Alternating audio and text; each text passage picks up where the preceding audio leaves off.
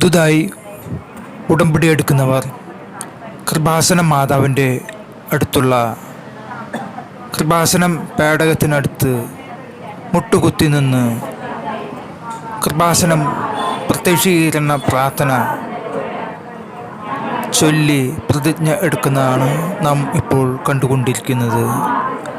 കൃപാസനം പ്രത്യക്ഷീകരണ പ്രാർത്ഥന ചൊല്ലുന്നതിന് മുമ്പ് കൃപാസന മാതാവിൻ്റെ രൂപവുമായി ഓഡിറ്റോറിയത്തിൽ നിന്ന് മാതാവിൻ്റെ പേടകത്തിനടുത്തേക്ക് പ്രദക്ഷിണമായിട്ട് വരുന്ന ഒരു ചടങ്ങുണ്ട്. അത് കഴിഞ്ഞതിന് ശേഷം കൃപാസനം 7 നിലവിളക്കുകളിൽ ഓരോ തിരി കൃപാസനം തൈലം ഒഴിച്ച് വിളക്കിൽ തെളിയിച്ചതിന് ശേഷമാണ് കൃപാസനം പ്രത്യക്ഷീകരണ പ്രാർത്ഥന, അതായത് ഉടമ്പടി പ്രാർത്ഥന ചൊല്ലി പ്രതിജ്ഞ എടുക്കുന്നത്. കൃപാസനം ഉടമ്പടി മുഖേനയാണ് നമ്മൾ യേശുവുമായി ബന്ധപ്പെട്ടിരിക്കുന്നത്. യേശുവും നമ്മളും തമ്മിലാണ് ഉടമ്പടി. ആ ഉടമ്പടിക്ക് മധ്യസ്ഥം നിൽക്കുന്നത് പരിശുദ്ധ കന്യക മാതാവാണ്, നമ്മുടെ കൃപാസനം പ്രസാദപര മാതാവ്. ആ മാതാവിൻ്റെ മുമ്പിൽ വെച്ചാണ് നമ്മൾ യേശുവുമായി ഉടമ്പടി ഏർപ്പെടുന്നത്. അതാണ് ഇവിടെ നടക്കുന്നത്. ഉടമ്പടി പ്രതിജ്ഞ നമ്മൾ ചൊല്ലുമ്പോൾ യേശുവുമായി നമ്മൾ ഉടമ്പടിയിൽ ഏർപ്പെടുന്നു. ദൈവം കുരിശിൽ കിടന്ന് മരിച്ച് 3-ാം ദിവസം ഉത്ഥാനം ചെയ്തു എന്ന ആ പുനരുത്ഥാനത്തിൽ നമ്മൾ വിശ്വസിക്കുകയും ഉടമ്പടിയിലൂടെ നമ്മൾ ജീവകാരുണ്യ പ്രവർത്തികൾ, രോഗി സന്ദർശനം, അവസ്ഥയായവരെ സഹായിക്കൽ എന്നിങ്ങനെയുള്ള കാരുണ്യ പ്രവർത്തികൾ നമ്മൾ ചെയ്യേണ്ടതുണ്ട്. അതോടൊപ്പം മാതാവിനെയും യേശുവിനും അറിയാത്തവരിലേക്ക് സുവിശേഷ പ്രഘോഷണം എന്ന നിലയിൽ കൃപാസനം പത്രം വിതരണം ചെയ്യുകയും അതുവഴി ധാരാളം പേർ അമ്മ മാതാവിനെ അറിയുകയും മധ്യസ്ഥം തേടി വരുന്നതിന് പ്രചോദനമാവുകയും ചെയ്യും. അമ്മ മാതാവ് അശരണർക്കും നിരാലംബർക്കും രോഗികൾക്കും തൊഴിൽ തടസ്സമുള്ളവർക്കും സാമ്പത്തിക തകർച്ചയിലുള്ളവരെയും കരകയറ്റുന്ന പ്രസാദപര മാതാവാണ്. ആ മാതാവാണ് നമുക്ക് മാധ്യസ്ഥം വഹിക്കുന്നത്. അമ്മയ്ക്ക് അതിനുള്ള പ്രത്യേക സിദ്ധിയുണ്ട്. അമ്മ കാനായിലെ കല്യാണ വിരുന്നിൽ ആ വീട്ടിൽ വീഞ്ഞു തീർന്നു പോയപ്പോൾ ആ വീട്ടുകാരുടെ നിസ്സഹായാവസ്ഥ മനസ്സിലാക്കി കർത്താവായ യേശുവിനോട് അവിടെ ഒരു അത്ഭുതം പ്രവർത്തിക്കാൻ അമ്മ യേശുവിനോട് ആവശ്യപ്പെടുന്ന രംഗം നമുക്കറിയാം. യേശു തൻ്റെ അത്ഭുത പ്രവൃത്തികളുടെ സമയമായിട്ടില്ലെങ്കിൽ പോലും അമ്മയുടെ മുമ്പിൽ ആ യാചന നിരസിക്കാൻ യേശുവിന് കഴിഞ്ഞില്ല.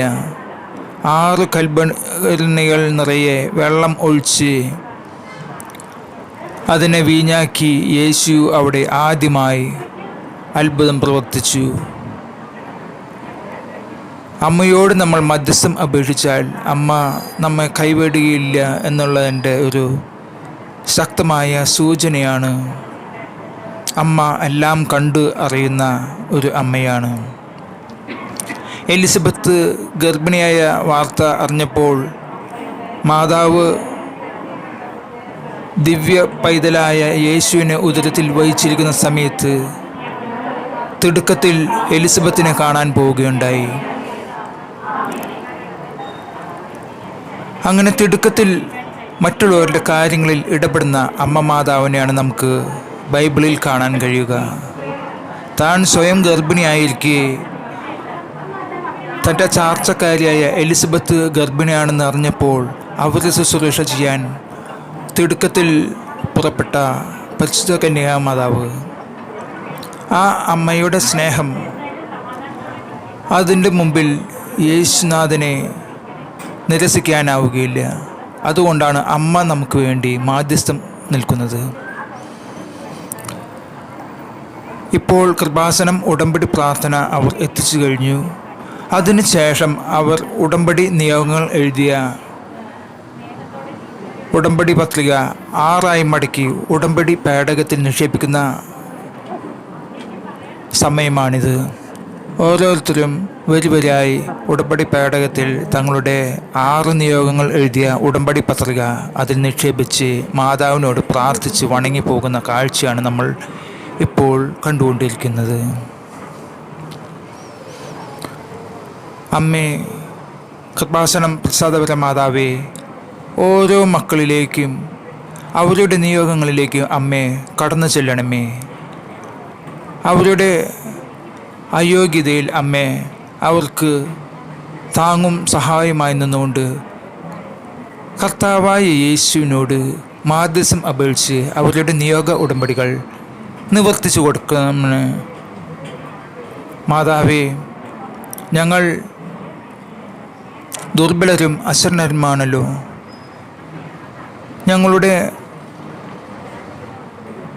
ആ നിസ്സഹായാവസ്ഥ മനസ്സിലാക്കിക്കൊണ്ട് ഞങ്ങൾക്ക് വേണ്ടി അമ്മേ പ്രത്യേക മാധ്യസ്ഥം വഹിക്കണമേ. കൃപാസന മാതാവിൻ്റെ ദിവ്യരൂപമാണ് നമ്മളിപ്പോൾ കണ്ടുകൊണ്ടിരിക്കുന്നത്. ഉടമ്പടിയോ നിയോഗമോ ഉണ്ടെങ്കിൽ ഇപ്പോൾ നമുക്ക് അമ്മയുടെ മുമ്പിൽ സമർപ്പിക്കാം. ആ മക്കളുടെ ഒപ്പം നമുക്കും നമ്മുടെ നിയോഗങ്ങൾ അമ്മയ്ക്ക് മുമ്പിൽ സമർപ്പിച്ചുകൊണ്ട് പ്രാർത്ഥിക്കാനുള്ള ഒരു സമയം കൂടിയാണിത്. അമ്മേ, കൃപാസന മാതാവേ, ഞങ്ങളായിരിക്കുന്ന സ്ഥലങ്ങളിൽ ആയിരിക്കുന്ന അവസ്ഥയിൽ അമ്മേ ഞങ്ങളുടെ നിയോഗങ്ങളെ അമ്മേ നീ നിൻ്റെ വിമല ഹൃദയത്തിലേക്ക് ചേർത്ത് വെച്ച് ഞങ്ങൾക്ക് വേണ്ടി മാധ്യസ്ഥം അപേക്ഷിക്കണമേ. ആമേൻ.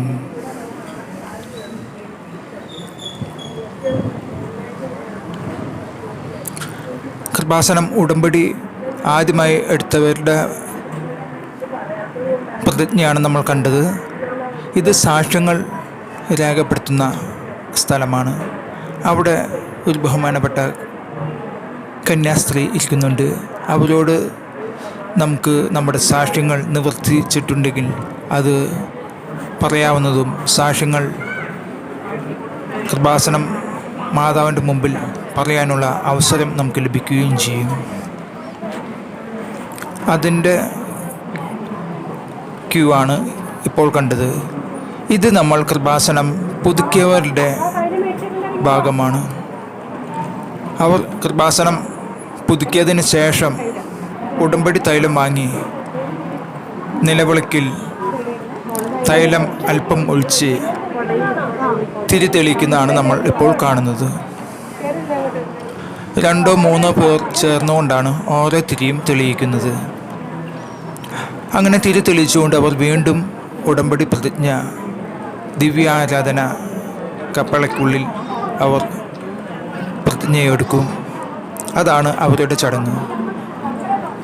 ഇപ്പോൾ ഉടമ്പടി പുതുക്കിയവർ നിലവിളക്കിൽ തിരി തെളിയിക്കുന്ന രംഗമാണ് നമ്മൾ ഇപ്പോൾ കണ്ടുകൊണ്ടിരിക്കുന്നത്. കൃപാസനം പ്രസാദപര മാതാവേ, ഞങ്ങളുടെ നിയോഗങ്ങളിൽ ഉടമ്പടിയിന്മേൽ കർത്താവായ യേശുവിന് മധ്യസ്ഥം അപേക്ഷിച്ച് ഞങ്ങൾക്ക് ഞങ്ങളുടെ ഉടമ്പടിയിന്മേൽ സാധ്യത വരുത്തണമേ. പ്രത്യേകമായി ഞങ്ങൾ യാചിക്കുന്ന യാചനകളെ അമ്മ മാതാവേ നീ തിരസ്കരിക്കില്ല എന്ന് അറിയാം. മാതാവേ, ഞങ്ങളുടെ മേൽ കൃപയായിരിക്കണമേ. ഞങ്ങൾക്ക് വേണ്ടി അപേക്ഷിക്കണമേ. കൃപാസനം ഉടമ്പടി പുതുക്കിയവർ അവരുടെ ലൈനാണ് ഈ കാണുന്നത്. ഇവിടെ ഒരു കൗണ്ടർ കാണാം. ആ കൗണ്ടറിൽ നിന്നാണ് കൃപാസനം ഉടമ്പടി പുതുക്കിയവർക്കുള്ള കൃപാസനം തൈലം ലഭിക്കുന്നത്. അതിൻ്റെ ക്യൂ ആണ് നാം ഇപ്പോൾ കാണുന്നത്.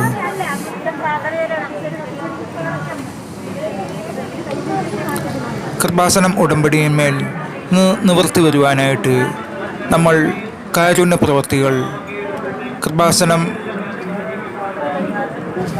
പ്രത്യക്ഷീകരണ പ്രാർത്ഥന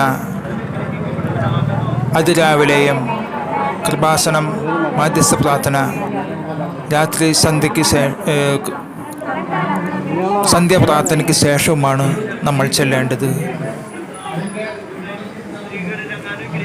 അതുപോലെ നമ്മൾ ജീവകാരുണ്യ പ്രവൃത്തികൾ അത് മുടക്കം കൂടാതെ ചെയ്യേണ്ടതാണ്. ക്രൈസ്തവരായിട്ടുള്ളവർ സാധിക്കുന്നത്ര ബൈബിൾ വായിക്കുന്നതും വളരെ നമ്മളിപ്പോൾ കാണുന്നത് കൃപാസന മാതാവ് ബഹുമാനപ്പെട്ട ജോസഫ് അച്ഛന് പ്രത്യക്ഷപ്പെട്ടപ്പോൾ ഉണ്ടായിരുന്ന അതേ രൂപത്തിലാണ്. ആ മാതാവിന് മുമ്പിൽ താഴെ കൃപാസനം വെഞ്ചിച്ച മണ്ണുണ്ട്. അത് ഭക്തജനങ്ങൾ വീടുകളിലേക്ക് അല്പം എടുത്ത് നേർച്ചയായി കൊണ്ടുപോകുന്നത് നമുക്കിപ്പോൾ കാണാം. കൃപാസനം പ്രസാദപര മാതാവേ, ഞങ്ങൾക്ക് വേണ്ടി പ്രത്യേകം മാധ്യസ്ഥം വഹിച്ച് അപേക്ഷിക്കുന്നതിന് ഞങ്ങൾ അങ്ങയോട് നന്ദി ചൊല്ലുന്നു. അമ്മേ, ഞങ്ങളുടെ മേൽ അലിവായിരിക്കണമേ.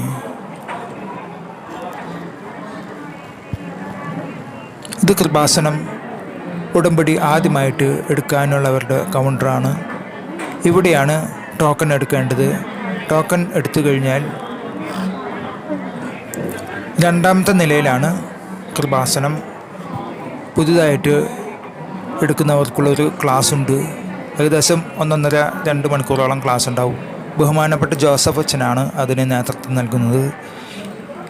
ഈ കാണുന്നത് ഉടമ്പടി പുതുക്കാനുള്ളവരുടെ കൗണ്ടറാണ്, മൂന്നാമത്തെ ഈ കൗണ്ടർ. അതിന് തൊട്ടപ്പുറത്ത് കൃപാസനം ഉടമ്പടി പത്രം വിതരണം ചെയ്യുന്ന ഓഫീസാണ്. കൃപാസനം പത്രം വിതരണം ചെയ്യുന്ന ഓഫീസ്. അവിടെ നിന്നും കൃപാസന പത്രം വാങ്ങി നമുക്ക് വീടുകളിൽ കൊണ്ടുപോയി മറ്റുള്ളവർക്ക് വിതരണം ചെയ്യാവുന്നതാണ്. ഇന്ന് വളരെയേറെ ഭക്തജനങ്ങൾ കൃപാസന മാതാവിൻ്റെ മുമ്പിൽ എത്തിച്ചേർന്നിട്ടുണ്ട്. ഇപ്പോൾ നമ്മൾ കാണുന്നത് കൃപാസന മാതാവ് പ്രത്യക്ഷപ്പെട്ട സ്ഥലത്തുള്ള അത്ഭുത കിണറിന് അടുത്താണ്. അതിന് മുകളിൽ ഒരു കൽഭരണി സ്ഥാപിച്ചിരിക്കുന്നു. മാതാവ് കാനായിലെ കല്യാണ വിരുന്നിൽ ആദ്യമായി യേശുനാഥൻ അത്ഭുതം ചെയ്തതിനെ ഓർമ്മിപ്പിക്കുന്നതിനാണ് ആ ഒരു കൽഭരണി ഇവിടെ സ്ഥാപിച്ചിട്ടുള്ളത്. അതിൽ നിന്ന് നമുക്ക് നേർച്ചയായി ഈ കിണറ്റിൽ നിന്നും വെള്ളം നമുക്ക് വീടുകളിലേക്ക് കൊണ്ടുപോകാവുന്നതാണ്. അവിടെ ചിലർ അത് കുടിക്കുന്നുമുണ്ട്. ചിലർ അത് കുപ്പിയിലാക്കി വീടുകളിലേക്ക് കൊണ്ടുപോകുന്നതും കാണാം. ഇതാണ് ആ അത്ഭുത കിണർ, മാതാവ് പ്രത്യക്ഷപ്പെട്ട സ്ഥലത്തുള്ള അത്ഭുത കിണർ. അതിനടുത്തായിട്ട് നമുക്ക് കൗണ്ടറുകൾ കാണാം. അവിടെയാണ് കൃപാസനം ഉടമ്പടി ആദ്യമായി എടുത്തവർക്ക് നേർച്ച തിരികൾ ലഭിക്കുന്ന കൗണ്ടർ. അത് ഈ അത്ഭുത കിണറിന് തൊട്ടടുത്തായിട്ട് നമുക്ക് കാണാൻ സാധിക്കും. ആ ക്യൂവിൽ നിന്നുകൊണ്ടാണ് കൃപാസനം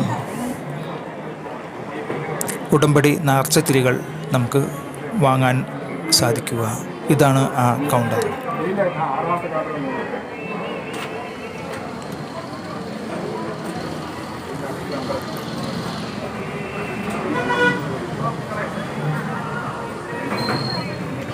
കൃപാസന നേർച്ചത്തിരി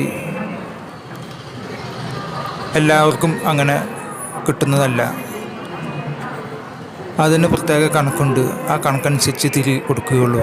എന്നാൽ കൃപാസനം തേൻ, ഉപ്പ് എന്നിവയെല്ലാം നമുക്ക് എത്ര വേണമെങ്കിലും വാങ്ങാൻ സാധിക്കും. പക്ഷെ കൃപാസനം തിരി അത് പ്രത്യേകം നമ്മൾ ആ കൃപാസനം പത്രികയിൽ രേഖപ്പെടുത്തിയാൽ മാത്രമേ അത് ലഭിക്കുകയുള്ളൂ.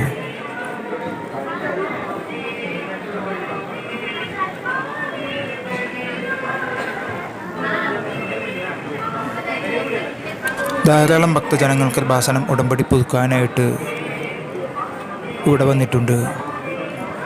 ഇവിടെ നമുക്ക് സംശയങ്ങൾ ചോദിക്കാനുള്ളൊരു എൻക്വയറി കൗണ്ടറുമുണ്ട്. ബഹുമാനപ്പെട്ട ജോസഫ് അച്ഛനെ കാണണമെങ്കിൽ അതിൻ്റെ ഫോൺ നമ്പർ ഇവിടെ എഴുതി വച്ചിട്ടുണ്ട്. മുൻപ് കൃപാസനം ജോസഫ് അച്ഛനെ കാണണമെങ്കിൽ പ്രത്യേകം ഉടമ്പടി പുതുക്കിയതിന് ശേഷമേ കാണാൻ സാധിക്കുമായിരുന്നുള്ളൂ. എന്നാൽ ഇപ്പോഴങ്ങനെയല്ല. നമുക്ക് തക്കതായ കാരണങ്ങളുണ്ടെങ്കിൽ ജോസഫ് അച്ഛനെ കാണാനുള്ള സൗകര്യമുണ്ട്. അതിന് അസിസ്റ്റൻ്റ് അച്ഛനുണ്ട്. അച്ഛൻ്റെ അവിടെ പോയി കാര്യകാരണ സഹിതം തെളിവുകൾ സഹിതം കാണിക്കുകയാണെങ്കിൽ അച്ഛൻ ഒരു ടോക്കൺ തരും. അത് പ്രകാരം ജോസഫ് അച്ഛനെ കാണാൻ സാധിക്കുന്നതാണ്. ഞാൻ ഇന്നത്തെ എൻ്റെ കൃപാസനം മാതാവിൻ്റെ സന്നിധിയിൽ നിന്നുള്ള പ്രാർത്ഥനയും മറ്റ് ആവശ്യങ്ങളും കഴിഞ്ഞതിന് ശേഷം പുറത്തേക്ക് ഇറങ്ങുകയാണ്. പുറത്ത് നല്ല വെയിലുണ്ട്. ആ വെയിലിലേക്ക് ഞാൻ ഇറങ്ങാൻ പോവുകയാണ്. അതിനു മുൻപായിട്ട് നിങ്ങൾക്ക് ഓഡിറ്റോറിയം ഞാൻ കാണിച്ചു തരാൻ മറന്നുപോയി. ഇതാണ് കൃപാസനം ഓഡിറ്റോറിയം. ഈ കാണുന്നതാണ് കൃപാസനം ഓഡിറ്റോറിയം. ഇവിടെയാണ് കൃപാസനം നേർച്ച വസ്തുക്കൾ, നേർച്ചത്തിരി, കൃപാസന മാതാവിൻ്റെ കാശുരൂപം, ഫോട്ടോ, ജപമാല, ബൈബിൾ എന്നിവയെല്ലാം ഈ ഓഡിറ്റോറിയത്തിൽ സൈഡിലായിട്ട് 3 കൗണ്ടറുകളുണ്ട്. ആ കൗണ്ടറിൽ നിന്ന് നമുക്ക് വാങ്ങാവുന്നതാണ്. ഇപ്പോൾ നമ്മൾ നേരെ കാണുന്നതാണ് കൃപാസന മാതാവിൻ്റെ ഒരു രൂപം കാണാം. ആ രൂപത്തിൻ്റെ മുന്നിൽ നിന്നാണ് പ്രാർത്ഥന ചൊല്ലി കൃപാസനം ഉടമ്പടി പുതിയതായിട്ട് എടുക്കുന്നവർ മാതാവിൻ്റെ തിരുസ്വരൂപം വഹിച്ചുകൊണ്ട് കൃപാസനം ഉടമ്പടിയുടെ ഭാഗത്തേക്ക് പ്രദക്ഷിണമായിട്ട് പോകുന്നത്. അത് മുൻപ് ഞാൻ കാണിച്ചു തരാൻ മറന്നുപോയി. അതുകൊണ്ടാണ് ഞാനത് പ്രത്യേകം കാണിക്കുന്നത്. ഇത് കൃപാസനം നേർച്ച വസ്തുക്കൾ വാങ്ങാനുള്ള ക്യൂ ആണ്. 3-4 കൗണ്ടറുകളുണ്ട്. അതിനാൽ അധികം താമസം കൂടാതെ നേർച്ച വസ്തുക്കൾ വാങ്ങി പോകാനുള്ള അവസരം ഇവിടെയുണ്ട്. പുറമേ കൃപാസനം നേർച്ച വസ്തുക്കൾ കിട്ടും, പക്ഷെ അത് വ്യഞ്ചിച്ചല്ല. ഇവിടെ നിന്ന് വാങ്ങുന്നതാണ് അച്ഛൻ വ്യഞ്ചിച്ച നേർച്ച വസ്തുക്കൾ. അതുകൊണ്ട് പ്രത്യേകം നേർച്ച വസ്തുക്കൾ ഇവിടെ നിന്ന് വാങ്ങുവാനായിട്ട് ശ്രദ്ധിക്കുക. മറ്റൊരു വീഡിയോയുമായിട്ട് ഞാൻ വീണ്ടും നിങ്ങൾക്ക് മുമ്പിൽ വരുന്നത്.